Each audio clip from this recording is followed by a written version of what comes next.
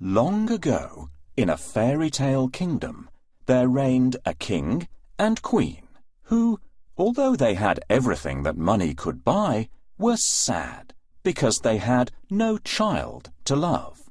They lived in a palace surrounded by a beautiful garden that was cared for by 6 flower fairies. Once there had been 7 fairies in the garden, but the 7th, Deadly Nightshade, had been sent away because of her wicked and cruel ways. One summer evening, the flower fairies heard someone crying. It was the queen. She was sitting all alone in the garden. Oh, how I wish I had a baby girl to love and care for, she sobbed.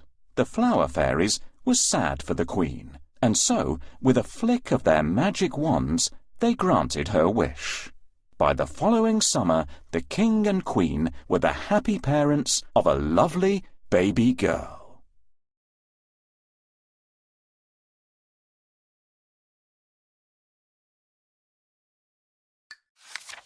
They decided to call her Rosebud, because she was as beautiful as a little rose. The king and queen organized a party to celebrate, and invitations were sent to all the people and fairy folk in the kingdom. All, that is, except one. The day of the party arrived. There was laughter and music and singing and dancing. The guests presented their gifts, and baby Rosebud cooed her thanks and smiled sweetly. There were presents of all kinds, including a pretty doll and a musical box that played a soothing lullaby. Finally, it was the turn of the 6 flower fairies. They waved their magic wands and gave baby Rosebud the kinds of gifts that only good fairies can. My gift to you is happiness, said the sunflower fairy as she glimmered. Mine is gracefulness, said the lily fairy as she shimmered. My gift to you is loveliness, said the violet fairy very prettily. And mine is that of cleverness, said the pansy fairy, cute and wittily. My gift to you is kindness, said the rose fairy, perfuming the air. She then kissed Princess Rosebud gently and softly caressed her hair. Then, suddenly, there was a thunderous noise, a flash of green light, and a piercing cackle.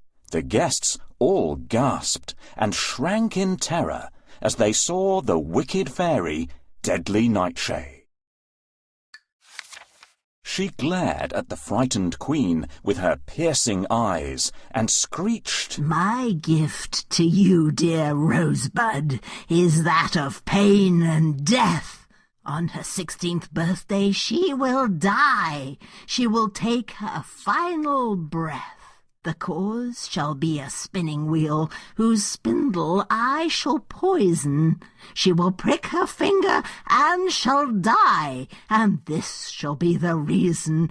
You chose not to invite me, but I'm sure now you wished you had, because I can be very wicked, and so very, very bad. With that, she waved her wand, and with a cruel cackle of laughter, vanished with a flash.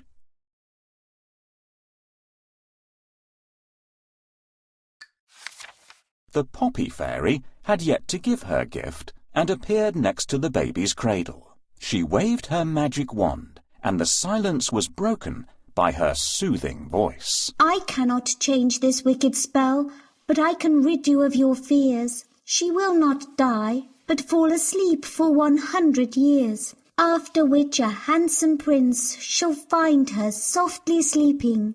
He'll kiss her gently, and she'll awake to be in his love's keeping. There was a sigh of relief from all around. Even so, 100 years seemed a very long time to be asleep. The king ordered that all the spinning wheels in the land were to be burned immediately. He then thanked the guests for coming, and the party was over.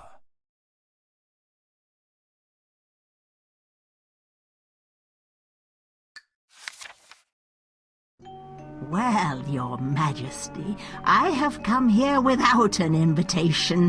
Why didn't you invite me? I am the most important fairy in the kingdom. Oh dear, you must be the old fairy who lives in the tower. We're sorry, but we hadn't seen you for so long and have forgotten all about you. Did you indeed? Well, you won't forget this. On your daughter's 16th birthday, she will prick her finger on a spindle and die. Don't cry, my queen. Guards, find that old fairy and make her remove the curse.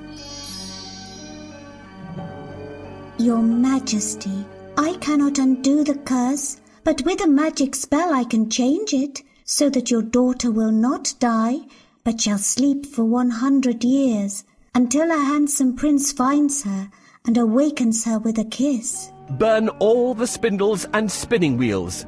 Anyone who dares to disobey this order will be executed. Oh, your majesty, this won't change a thing. The curse cannot be undone. Quickly, dear fairy, cast your spell. Oh dear, I have broken my magic medallion. I cannot cast the spell until it is mended. Please, can you help me? Save the princess now.